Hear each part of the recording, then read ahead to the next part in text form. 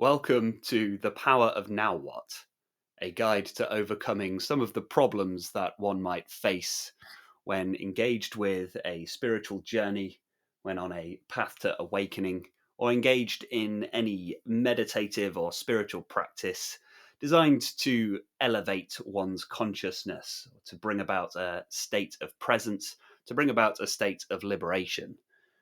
Enlightenment has been called many different things, and there are many different definitions, but in general, I'm speaking here, it refers to a state of freedom, a state of liberation from one's own mind, a state of liberation from one's own thoughts, and a release, a freedom from suffering, or as the Buddhists call it, samsara, the release from the cycle of suffering, the cycle of being happy, then sad, then happy, then sad.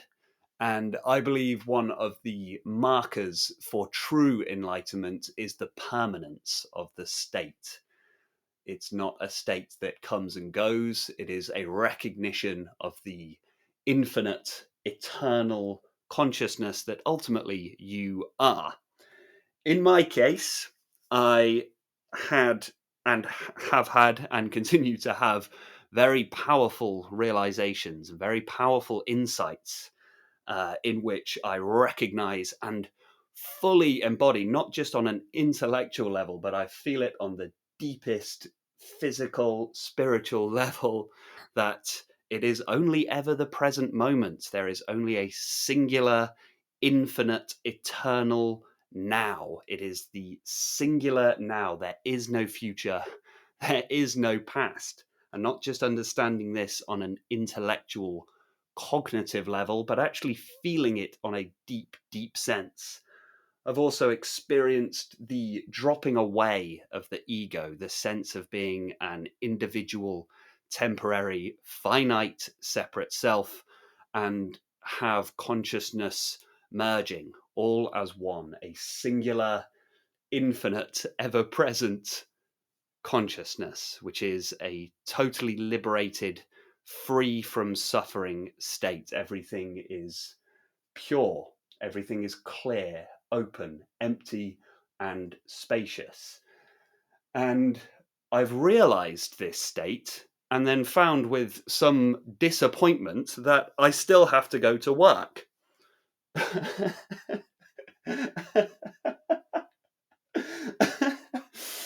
um, I realized, much to my chagrin, that it turns out just because I know I'm the infinite universal consciousness, my boss doesn't know that I'm the infinite universal consciousness, and my boss doesn't know that he is in fact the infinite universal consciousness. And so all this business with the emails and everything, that can just stop. But a lot of people haven't got the memo on that one yet. So this puts me in quite a tricky position, really. And I wanted to explore and communicate some of the problems that I've found whilst on this spiritual journey, and offer up some insight in how I've navigated, overcome, and in some cases solved some of these issues. Because yeah, it turns out that just because it's you are the infinite universal consciousness, the rest of the world probably won't play along with that. So I wanted to speak in this first episode on the problem of presence. Presence is a core tenet of many different spiritual practices, many different philosophies and religions. It is the sense of understanding that the present moment is all there ever is. It's only ever now. There is only this singular present moment. And if you've been engaged in any sense of any path of meditation or any practice that is designed to bring the mind to a state of peace and a state of calm, then you'll have come across this, absolutely. because presence is a total cure for anxiety and stress and problems relating to your memories and to the past, because to bring your consciousness entirely within the present moment is to be free of the future and the past. And well, let's take a look at this right now. Have you ever experienced anything other than the present moment? I'll give you a second now. I'll just take a sip of coffee whilst we try desperately as hard as you can to experience the future or experience the past. Can't be done, as we can see, not just intellectually on a cognitive level using the using the mind, but you can actually feel this sense of it's only ever now. Experientially, there is no such thing as the future, and there is no such thing as the past. You can only ever experience what is happening right now. And this is a lifetime's practice in itself. You could have an entire lifetime of meditative practice simply trying to bring your mind entirely into the present moment.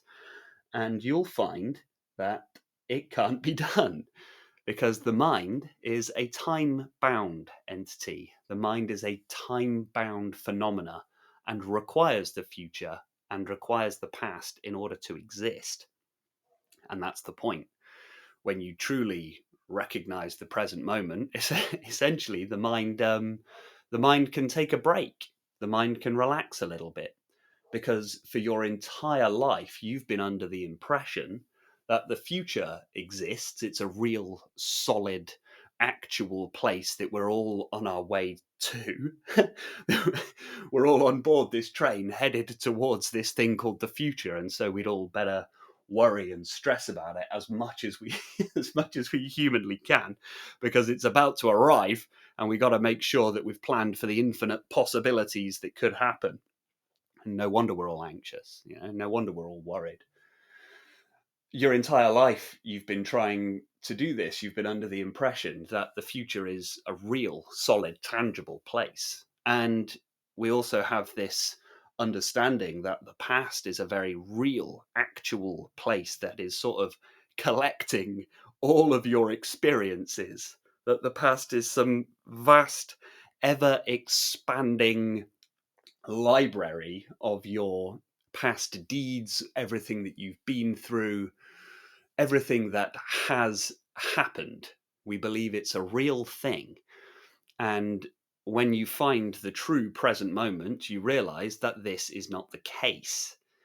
That actually the past can only exist in your mind as memory, although it exists in the body as well, but I will get to that later. That is one of the key problems with presence. So I wanted to talk about the problems with presence, because many people awaken just from this alone, just finding the present moment and going, well, that's a relief.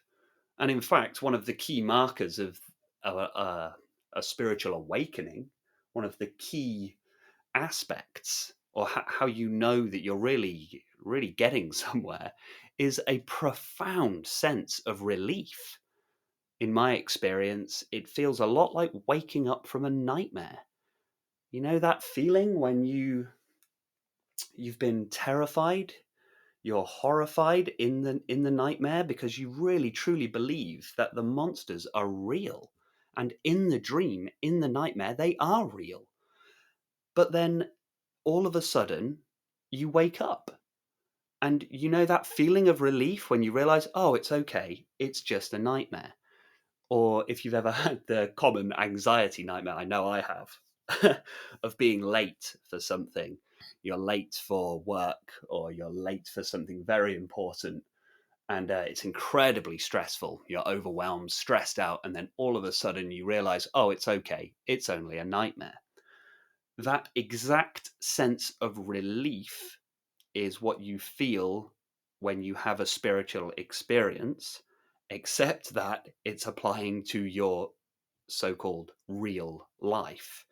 You have this profound sense of, oh, I guess it's not a problem after all.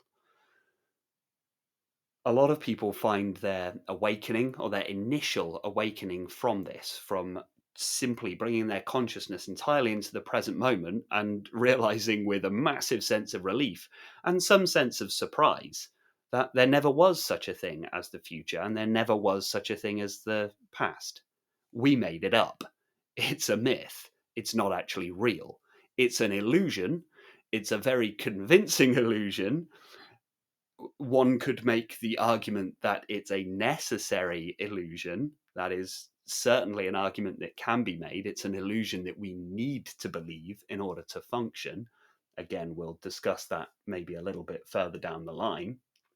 But the true core of many spiritual practices is simply to bring your consciousness entirely within the singular present moment and experience, enjoy, and abide within that present moment.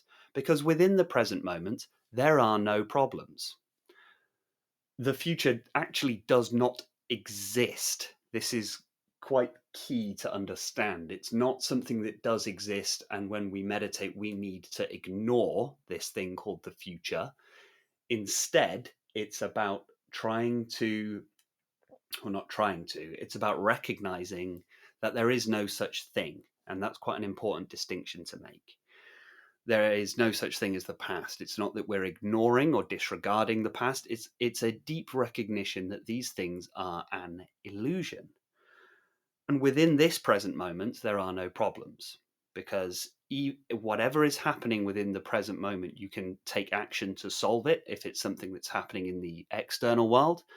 If it's something internal, particularly negative state of mind, particularly horrible, painful, emotional state, this is very unpleasant, very uncomfortable, but simply being aware of it within the present moment alleviates the suffering that is associated with the pain and understanding, paradoxically, that this will pass.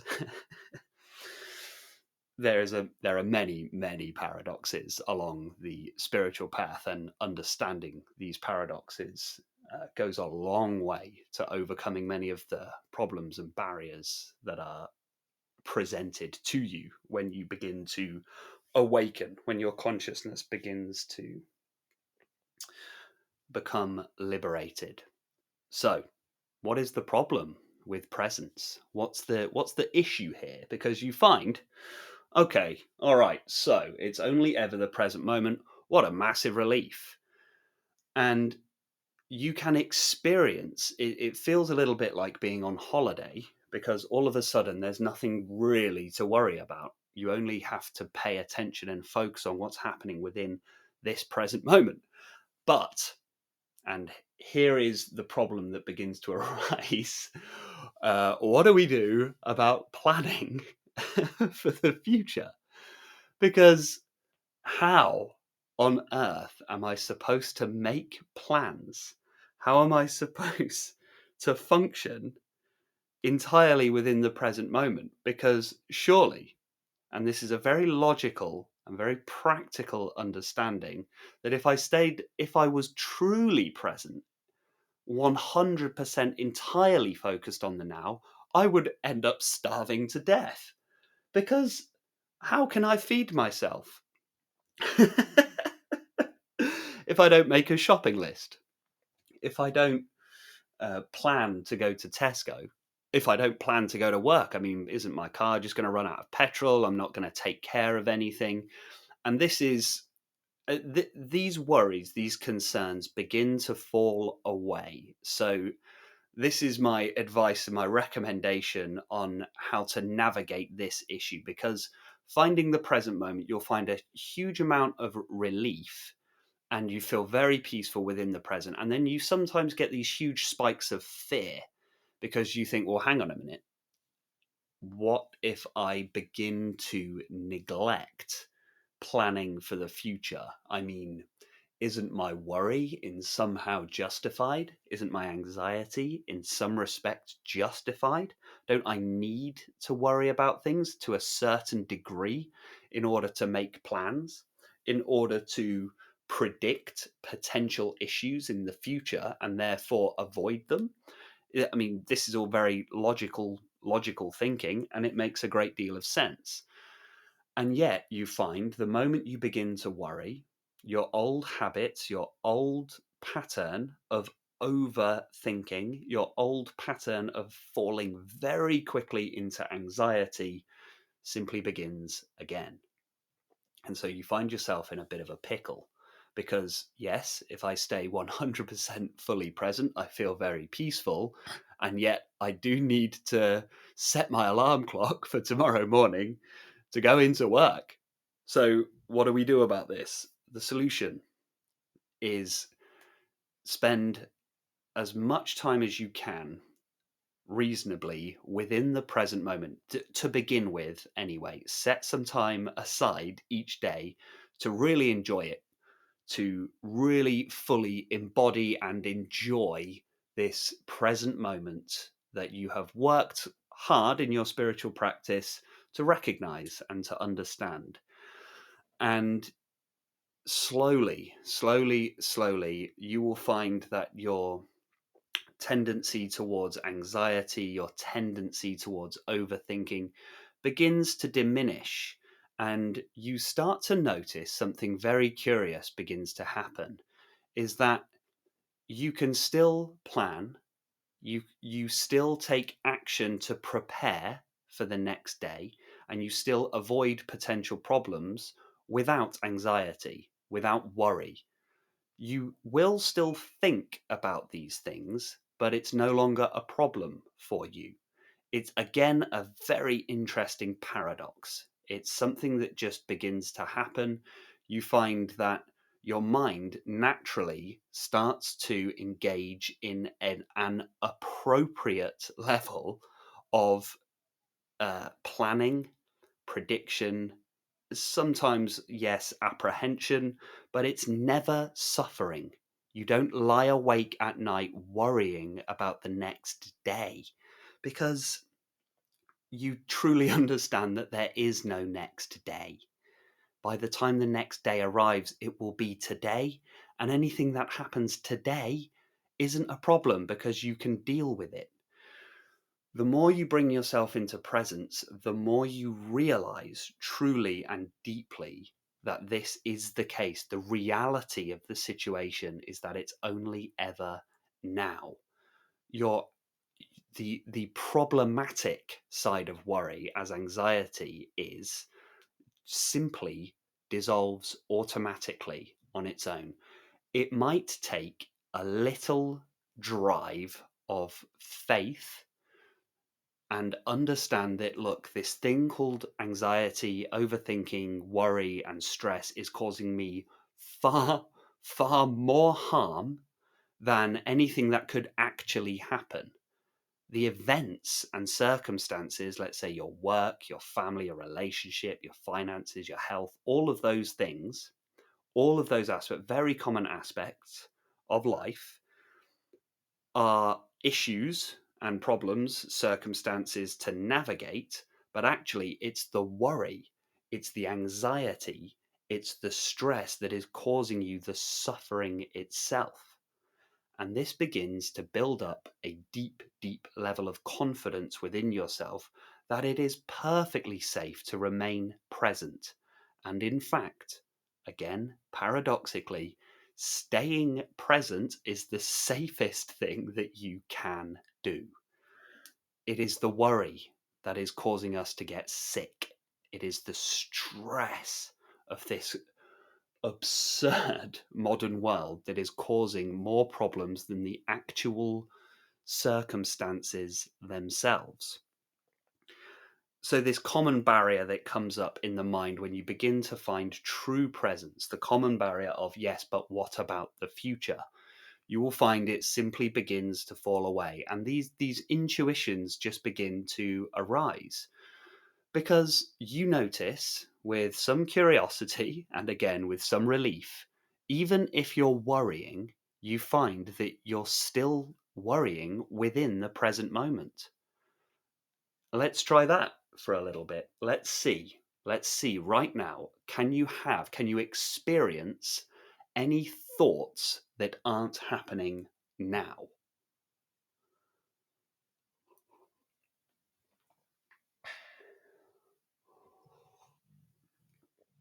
Lovely. You'll find it can't be done. It is simply not possible to experience a future thought. So even let's try this now as a little exercise, as an experiment. Cast your mind to 5 minutes from now. Predict 5 minutes from now. What are you going to be doing? And now predict what are you going to be doing in 5 years' time. And now predict what you're going to be doing in 50 years' time. Now, in those three examples of what we were thinking about with the future, did any of those thoughts happen in the future? Was there any difference between the thoughts about 5 minutes from now or the thoughts from 50 years from now? They may have taken a different form, a different color, have a different emotional weight to them. However, both thoughts equally appeared within this singular present moment. 500 years from now, 5 centuries from now, 5 billion years from now, 5 seconds from now. It all exists within the same space, which is to say, the space of consciousness within this singular present moment, regardless of what the thought actually is. So, post-awakening problem right there. What do we do about planning? Isn't it necessary? Well, the more you practice presence, the more you realize that actually far, far less worry, planning, apprehension is necessary. You will find that you still manage to function perfectly fine, remaining entirely within the present moment. It starts to happen, and you start to notice this, that everything is just unfolding. Everything is just unfolding. It's a happening. It's a process that simply unfolds. And the less you worry, the smoother you find your life goes. Now, in my experience, have I ever been so immersed in the present moment that I forgot somebody's birthday, or that I forgot to go to work, or that I forgot to answer an email? Not really. It's happened on occasion, but only to the same amount that I was forgetting things anyway, before any spiritual practice, before any sense of awakening. It just doesn't happen. I don't really. It's a very curious thing to explain. It just doesn't really happen. I mean, do you really think, if you use this as an analogy, if you're fully present, you don't stop looking both ways before crossing the road. You still look both ways. You cannot become so present that you say, well, everything simply happens within the present moment, and there's no cars on the road directly in front of me, so why bother looking left and right? It just doesn't happen. It just doesn't happen. You will gain a very deep insight into how our minds relate to time. We've been taught to worry about the future to a ridiculous degree. It's really quite insane. It really is. It's really quite disturbing when you see it. The reality of what is. It's really quite shocking. You have to understand that just because something is normal doesn't mean that it's right. And just because something is normal, that doesn't mean that it's sane. The amount of rushing around we do with our heads in the future, wishing for some future event, worried about some future catastrophe. There are many people who go their entire lives and never actually experience their own life because they were so busy thinking about the next moment that they neglected to pay attention to what's happening in their life in the now. Happens shockingly commonly. So don't fall into that trap. And your mind will have a lot to say about this. Your mind will go, no, no, no, no, no, no, don't listen. Don't listen to this guy. We must worry. Because in some sense, you feel secure if you worry. You feel like you're doing something to prevent future catastrophes. But don't listen to this. You've been worrying long enough. You've been overthinking long enough. You've been anxious for long enough. You've had enough of this. It's time to try something else. Try a different way. If you're engaged in a spiritual practice, you're engaged in trying to elevate your consciousness and overcome your mental health issues, you have to try something different. You have to change something. And don't try to sort of download or crowbar in, force in some kind of spiritual ideology on top of your existing experience. Don't try to try and force in or add to your life by squeezing in yet another thing. It's a sense of transformation, a sense of transfiguration. It's a changing, a transmutation of your thoughts, the way you perceive the world, the way you feel the world, the way you feel yourself, the way you feel your body, the way you feel your thoughts. It has to change. And in order to change, we have to have the courage and the confidence to begin looking at different ways of being. And one of the key things is that your mind is a liar. Your mind will come up with all kinds of reasons why staying present is the stupidest idea that you could ever do, because your mind is trying to keep its job safe. Look at it like that. Your mind is suddenly realizing that it's about to become redundant and really doesn't like that. So just pay attention to any thoughts that say, no, I need to worry, I need to be apprehensive. Any thoughts of that nature, it's a lie. It's a lie. Try it. Try presence. Give peace a chance. Give 10 minutes, 20 minutes a day of simply staying present and watch.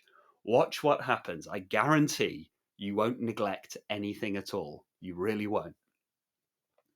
And that brings us to, but what about the past? Don't I have things that happened in the past that I need to analyze? And there was, everyone else was in the past as well. People have observed my behavior.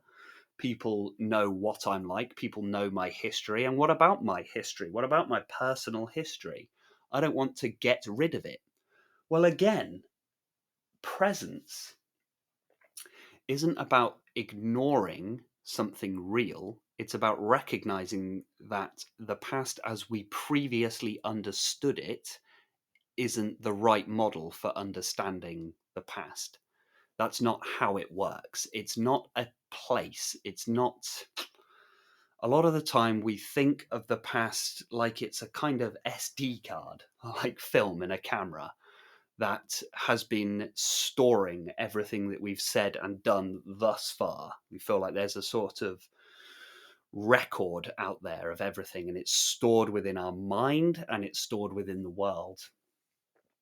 But just change the perspective on this. Bring yourself fully into the present and try to go backwards into the past.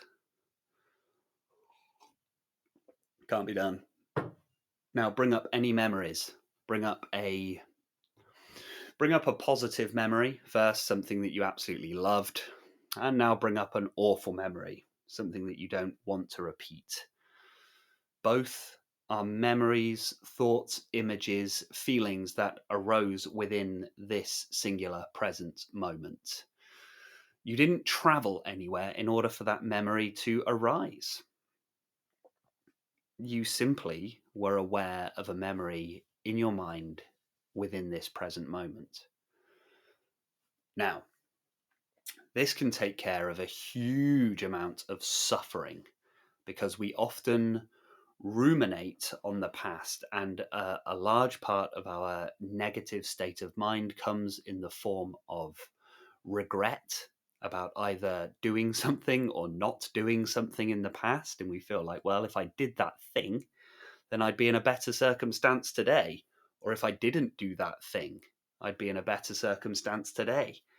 Well, this is reasonable and logical, and yet once something is done, it's already done. It's been and gone. It's the wake disappearing behind a ship. It's over. You can't ever find this thing called the past, and your past events, your past experiences now can only exist within your mind as a memory. So, regardless of the memory that arises, it's still just a thought and a feeling within the present moment. Now, we might feel like the past is our reference point about how to act within the present. And again, there is a reasonable level of this.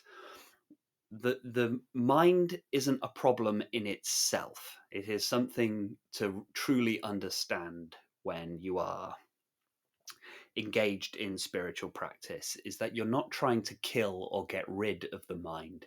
It's that we're trying to bring it on side. And there is an appropriate level of understanding your past behaviors. Otherwise, you'll never learn anything. You'll never find a way to grow. You'll never find a way to even to relate your own experiences to other people. There is an appropriate level of this. But to lay awake at night, constantly replaying bad memories, this happens surprisingly commonly. People lay awake unable to sleep because they're replaying scenes from their life that they hate. The insanity of it. Imagine if there was a film that you hated and you keep replaying the scene that you hate the most and you just keep watching it. Why? You might feel like you don't have a choice when it comes to your own memories. It's like, oh, but my mind keeps bringing that to my attention. Again, bringing yourself fully into this present moment is the way to overcome this. Recognizing that your memories, even the most horrible, the ones that are really filled with humiliation, that's a really horrible one. When you did or said something very humiliating, or you made a big life decision that you now regret, that had huge implications and consequences for you, and you just can't let it go. Well, you can let it go. Again, courage and confidence. It's done. It's over. You will find in time there was nothing you could have done. We always act based on the information, circumstances, and resources that we have in the present moment. And if you look back, so hindsight is 2020 vision. And if you had different knowledge, different circumstances, and different resources, you would have done something differently. That takes care of guilt, regret, shame. It does bring us to the point of, but how do I navigate myself? Because I use my memories and I use the past experiences in order to grow and change as a person. You will find this begins to happen naturally. If you can bring yourself fully into the present moment, and also with spiritual practice, we begin to diminish our sense of being an individual, temporary, finite, separate self. So we begin to drop the ego. You actually begin to see the past with a lot more clarity. And I mean, I've always got good news and bad news. The good news is all of the things that you were worried about, you were worried that everybody knows something about you, that everybody is aware of something that you did in the past. You find with again, a massive sense of relief. Nobody cares. Nobody knows that about you. Nobody's thinking about your past. Your past only exists in your mind. Everyone else could not care any less. They really couldn't. They're all very, very much worried about their own past and worried about their own future to be worried about yours. They really don't care. So that's the good news. You can just drop a lot of that. The bad news is that once your ego drops and you find yourself entirely within the present moment, you realize actually there were many mistakes that you were making that previously you thought were absolutely fine, because the ego, your sense of your own personal story, a lot of the time is something that we've constructed to protect ourselves, to protect our emotional selves from the pain of the past.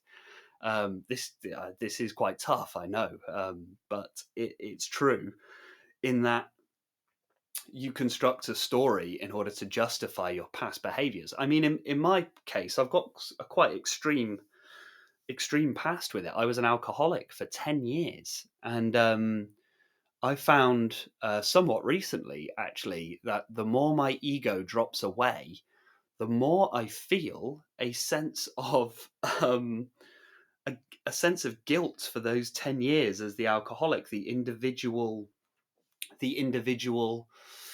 scenarios and circumstances that happened that actually I was using in my story to justify, to say, oh, I had an addiction, I was sick at that time, and maybe it's not as bad as it seems. But actually, once the ego drops, I was free to actually feel this guilt, actually free to feel it. Without the story, it just came up as raw emotion. And then once it's felt and seen, it begins to dissolve and dissipate. So a lot of the time, our story is preventing us from learning from the past. If I continued with the story of, oh, it was fine to be an alcoholic because I'm not now, then I'd have never been free to feel the guilt and the horror and the shame, the consequences of that behavior. I'd have never been able to feel it because the story would have dampened it down. And when you dampen down and press down these very deep emotions, it causes all kinds of problems, health problems, mental problems. And so it's important to actually just feel the emotion of the past without the content of the mind. Bringing yourself into the present moment, you are free. You are freed, and your past is liberated. You understand there are many things that you are holding on to in the past that you can simply let go. And man, whew, I can tell you, I can tell you from experience, and everyone will say this, you would be stunned at the things that you can let go of, that you realize that you've been holding on to for so long, you didn't realize you were holding on to it. And actually, you can just let go. There is no past. It's done. It's over. The past now only exists in your mind and in your body. That's it. Let it go. Let it go. And then the things that you definitely did need to learn from will still periodically rise up in your mind. But my advice here is to truly feel your emotions. The emotions that are stored within your body, whatever it is that wants to come up, let it come up. Now, I will put a little trigger warning on this. Often we have repressed and long abandoned or attempted to abandon memories that sometimes will come up during meditation. Have courage, have confidence. It is a good thing to feel emotion. Feeling is healing. And you may find long buried and suppressed, repressed emotions begin to bubble up to the surface. Treat it as a better out than in. You want to treat it like you're taking out the bins. Now, taking out the bins is a horrible job. It stinks. There's bin juice everywhere. You might drop bits. There might be maggots or something. That's exactly what it's like when we start to do this deep, deep inner work. This is one of our post-awakening problems. This is one of the things that arises once we find the present moment truly. It is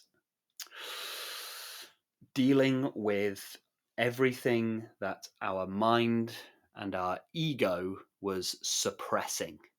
It's like suddenly becoming aware that you haven't actually taken out the bins.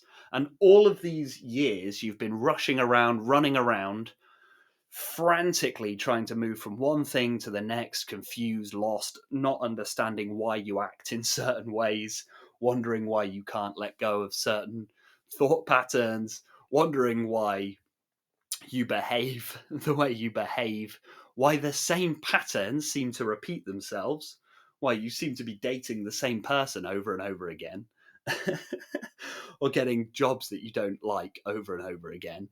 And then eventually realizing, oh, actually, there's something deeper within me that needs to be seen. I need to take out the bins. And it's paradoxical because bringing yourself fully in the present moment allows this to happen. By dropping the psychological content of your memories, the emotional body is allowed to arise. And when it can arise, then it can dissolve. But as long as we're running away from the feeling, often through mind activity or physical activity, it's never going to get resolved. It's just not. So, the post-awakening problem here of, well, if the past doesn't exist, what about what about my entire life? What about my entire life thus far? Doesn't that exist in the past? No. Again, we need some courage and confidence in that recognizing your life happens now. It's happening now. It's right here. It's not in the past. You can't look back into the past and find your life there. Your life is happening now. Your life is not a story. Your life is an experience. And the past and the future is a story that we tell ourselves. But if you open yourself up to simply experience what is happening now without a story, without interpretation, without analysis, you are finally free to actually live your life, to experience your life in its raw intensity. So a lot of the time people begin to shy away from the spiritual path because they weren't expecting the intensity of emotion that arises. It's commonly said, but I was expecting to get more peaceful. I was expecting to just like be in a very calm, relaxed state all of the time. But often there's what you experience within the enlightenment experience, the Kensho and Satori itself. It's not overwhelming, but it's incredibly intense because you're experiencing directly consciousness. You are experiencing direct, pure consciousness as it is. And you will get all of the relief and all of the feelings of joy and love and peace and happiness. But the way that experience is, the way life is that coming with that is all of the other intense emotions as well. But you find now that you're in the present moment and your consciousness is beginning to expand, even the deepest, most horrible emotions are just no longer a problem for you. You find yourself happy. uh, it's so paradoxical and so difficult to talk about because you find yourself happy that certain emotions are rising within you, even the darkest emotions. When I started to finally feel the guilt that I needed to feel regarding my previous 10 years of alcoholism, when I was finally free to actually feel it, although guilt is horrible and it makes you cringe at time and tighten up your whole body and you feel awful, I was happy because I was finally feeling it. I was I was finally dealing with the stink in the kitchen. The kitchen stank, and for many years I didn't understand why the kitchen stank. I was cleaning the sides, clean the oven, clean the kitchen, and eventually realized, oh, I haven't taken out the bins.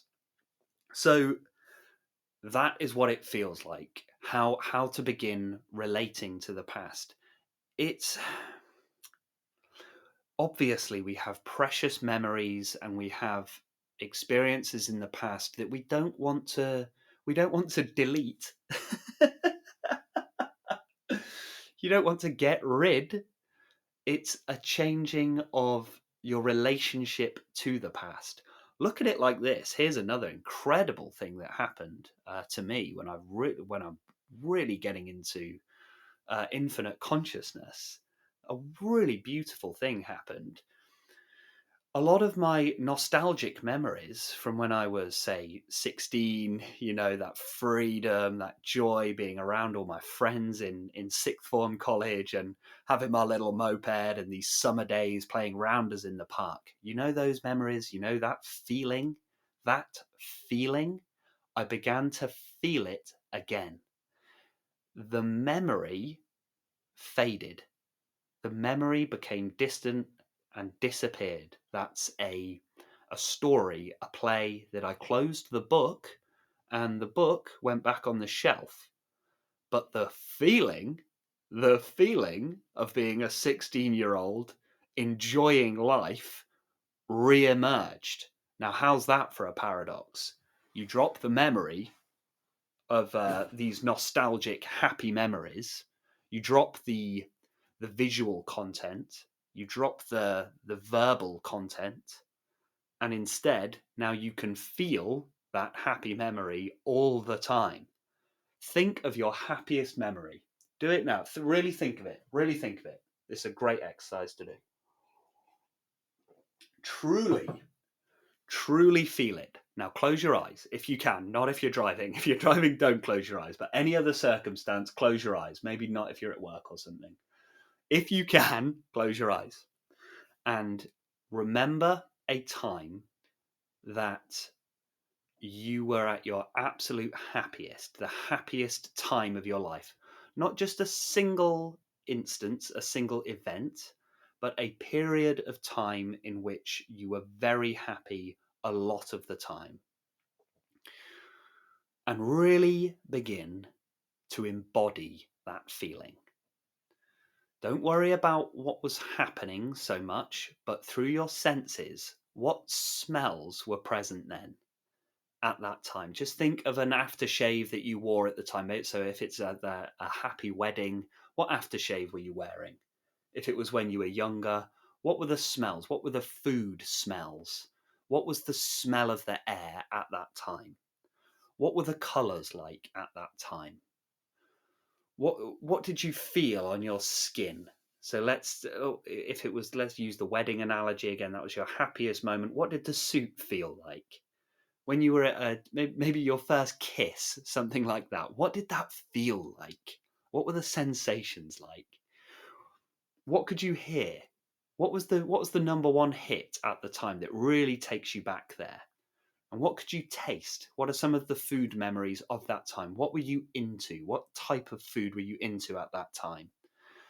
Bring all of those sense memories together. I know this is paradoxical because now we're thinking about the past and that's not what we're trying to do, but bring those sense memories together, all of them together now. The sound, the number one hit, the taste, the smells, the feeling on the skin, and really begin to embody that emotionally. Now, when is that emotion happening?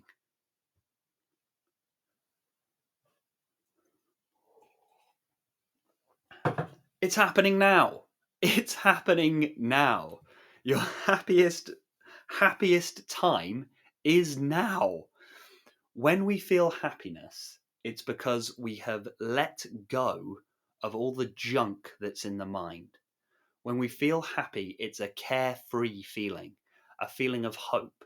When you're getting married, you're hopeful for the future. When you're 16, if you had a happy childhood, 16 sort of happy teenage years, it's because you didn't have responsibilities yet. The weight of the world hadn't crushed you yet. That's why you were happy at that time. It's not the memory, it's not the event. It's because you dropped your care, worry, and concern for a moment. And you can feel that all the time. All the time. You don't have to wait for specific events to happen.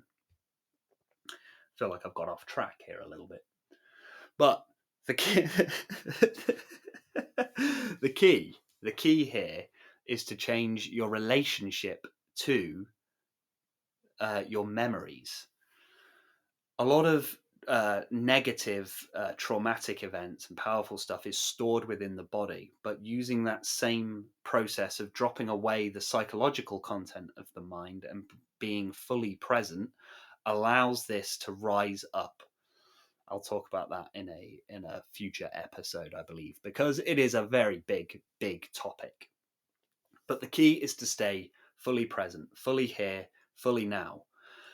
So those are the sort of problems that arise about the future and about the past when we begin to bring ourselves into the present moment.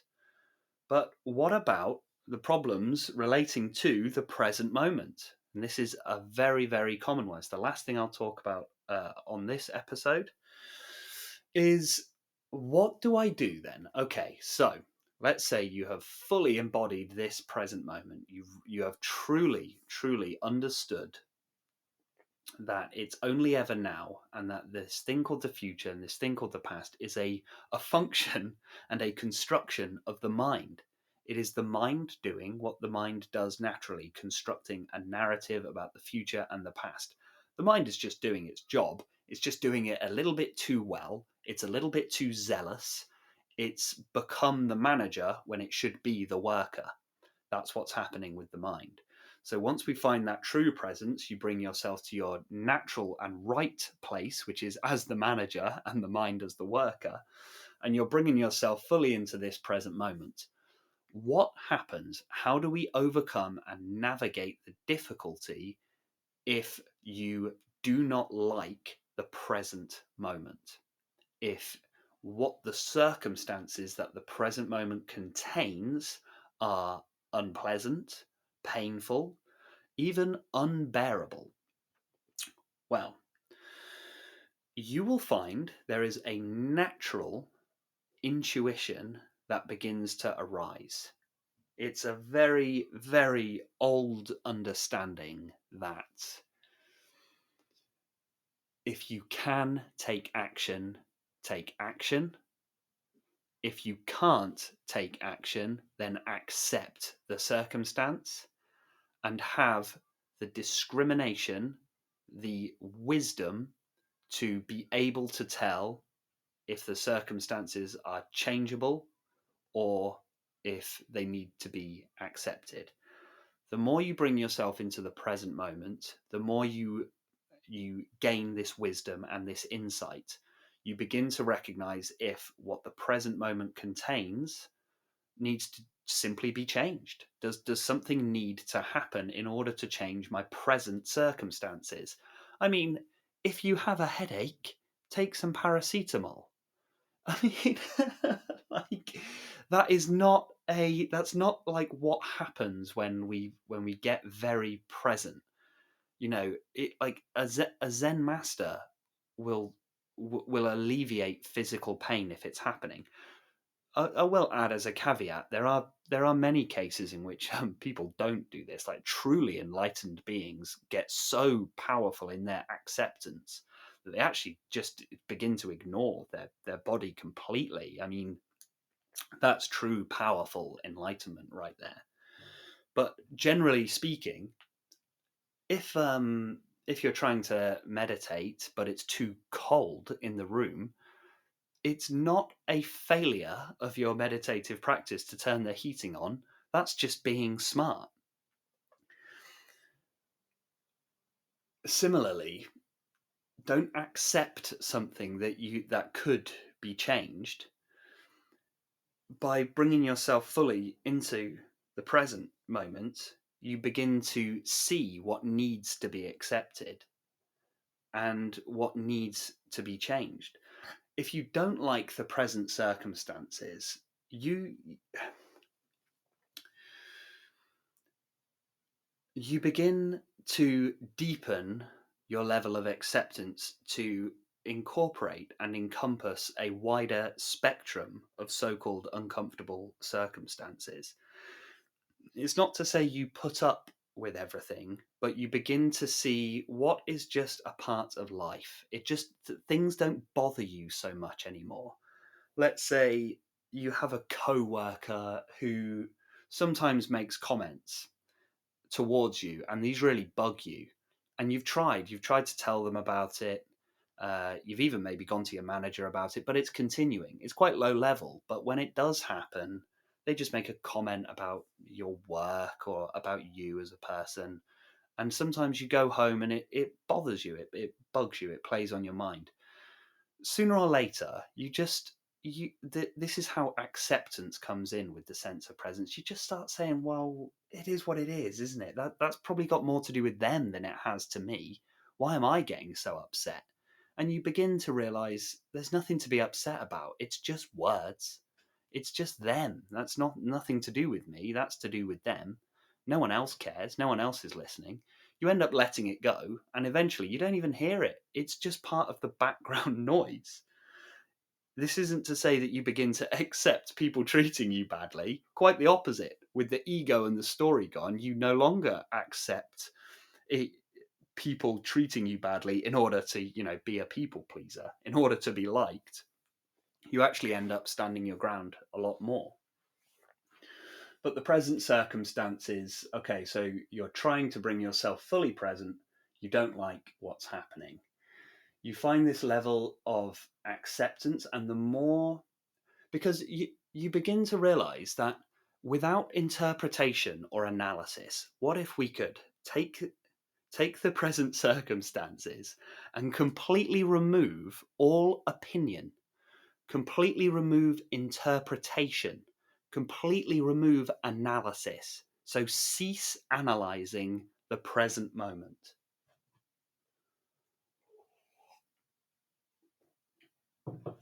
And you begin to realize that a lot of the suffering is actually created by the mind. Because the mind is saying, I don't like what is present. I wish it was different. But if you dropped the mind and you realize, well, actually, let's use the example of the headache. Maybe it's not so bad. Maybe you don't need to take paracetamol. And so the room is a bit cold. Oh, well, that's part of the training for your mind and your consciousness, is to deepen this level of acceptance and saying, well, if I wasn't interpreting this present moment, would it really still be so uncomfortable? If it wasn't for my opinion and my analysis, would I really be unhappy with these present circumstances? You begin to just simply feel that actually everything's okay, no matter what's happening, no matter what the circumstances are. It simply transpires that all is well. It's often been said that happiness isn't about having what you want, but wanting what you have. And that's very true in this. Staying present, certainly, and being awakened, being enlightened, removes the fabricated parts of our experience, the mind's projection of what it believes that it wants. So you might be sat suffering because you feel like you need to earn something, or you need to own something, or you're caught up in your personal story feeling like you're not doing enough, you're not working hard enough, or you're working too hard, or you're feeling guilty about this, that, and the other, feeling anxious and worried. Staying present is about removing all of these fabricated things and instead appreciating fully what you have in the here and now. You begin to feel amazed. There's just wonder. Everything just begins to flow and everything starts to feel and seem beautiful. You begin to truly appreciate just the natural world, just the light coming through the window. You just begin to appreciate plants and animals a lot more. You begin to appreciate people a lot more. You start to realize how much you've been taking for granted. Maybe you take your health for granted. Maybe you take the people in your life for granted. You simply start to realize, wow, this entire time, for my entire life, that I've been moving away from the past and moving towards the future. And actually, I've been sitting on a gold mine right here, right now. Life is already wonderful without adding anything to it. We don't need to change anything. It's already here. It's already life. You're already happy. That's the very tricky thing, that it takes some practice, I guess. Some people do just find this immediately. They just have huge awakening experiences and just say, "Oh, I get it." They just realize that you're already happy. Consciousness is happy. It's already happy. There's nothing to do. That's why a lot of people, when they awaken and enlighten, they end up with far more simple lives, lives that are filled with joy and happiness and love, but far simpler. There's less franticness, there's less rushing around. And that is in part to do with a deeper appreciation of the small things, because you don't rush around stressing yourself out when you can be perfectly happy sat doing nothing. There's no longer a frantic need to cling to the future, or searching for happiness in the past. Because when you can truly appreciate everything, when the taste of coffee fills you with immense pleasure and joy, there's no need to go rushing around seeking exotic pleasures and all go on all kinds of adventures, because life is an adventure all the time. All the time. Everything that happens is a marvelous, magical expression of the universe. That's how it feels. And so you begin to accept, no matter what really happens within the present moment, you simply say, this too is okay. This too is okay. And that's not to say that it's not about enduring or being resigned to negative circumstances. You still intuitively act in a way that moves away from pain and moves towards less pain, moves towards comfort and away from pain. You naturally do this as a natural organism. But it is to say you don't worry, or what's the word? Dwell so much. You don't resent the present moment, no matter what the circumstances are. There's no resentment. There's a sense of, well, I'm just lucky. I'm lucky. Whatever the present moment, well, this is what the universe has for me at this time. And again, from my personal experiences, I can attest to this. I've suffered quite quite, quite a lot over the years with various issues, mental health issues in the past, the addiction, um, chronic pain, all of the normal things that people go through, and not everything goes away. You still, this is why it's post awakening problems. You recognize you're the infinite universal consciousness, and yet you are still going to have problems in relationships. You're still going to encounter problems at work. You're still going to encounter problems with the family, with finances, with health. All of these things will continue to happen for the individual. It's just that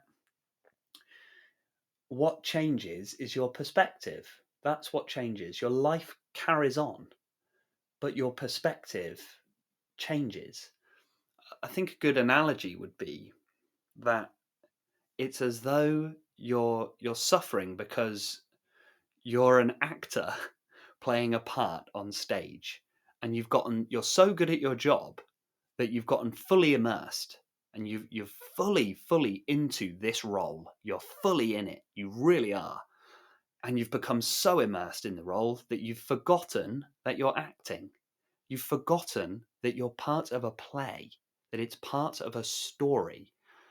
And what awakening is like, or maybe this sort of difficult post-awakening stage is like recognizing all of a sudden, you recognize that you are an actor. You are not the character. You are playing the character.